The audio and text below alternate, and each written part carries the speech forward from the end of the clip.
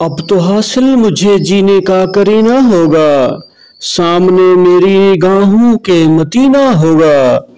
कुर्बते गुंबदों में नार की लज्जत तो पाऊं, कब वो दिन आएगा और कब वो महीना होगा।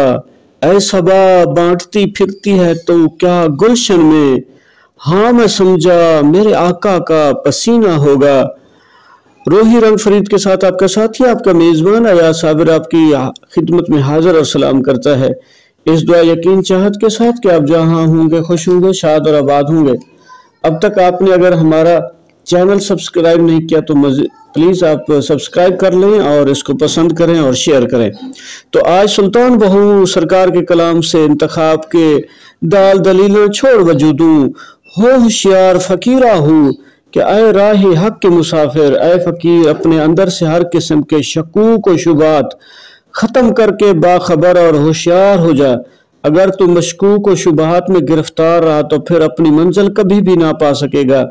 तेरे लिए लाजम है कि तू पूरे यकीन के साथ अपनी मंजिल की जाम रवां दवा रहे और ज़ाद राह के साथ साथ किसी भी किस्म के अंदेशे को खातर में न लाए।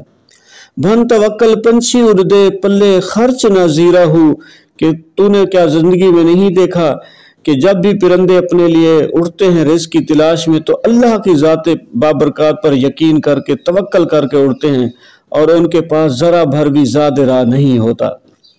रोज़ रोज़ी उड़ खान हमेशा मैं कर दे नाल ज़ख़ीरा हूँ, कि कमाल की बात तो ये है कि ये परिंदे हर रोज़ उड़कर अपनी रोज़ी हासिल करते हैं और अपने पास कल के लिए कोई रिज़्क़ का ज़ख़ीरा नहीं करते।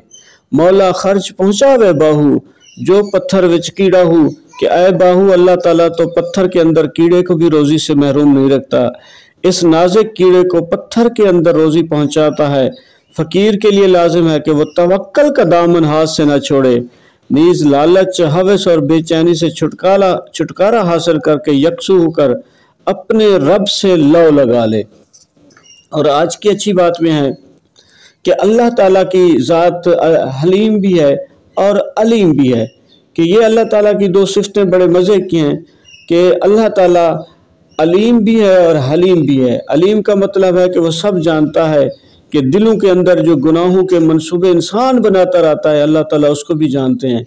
और इतने इल्म के बाद फिर भी अल्लाह ताला रब्बुल इज़्ज़त का इतना हिल्म होता है कि वो सज़ा देने में मोहलत अता फरमाते हैं। ये दो चीज़ों का इकट्ठा हो जाना बड़ी अजीब बात है, अल्लाह ताला की शान है। वरना बाप को पता चले कि बेटा मेरे खिलाफ बातें कर रहा है तो बच्चे को घर से निकाल दे।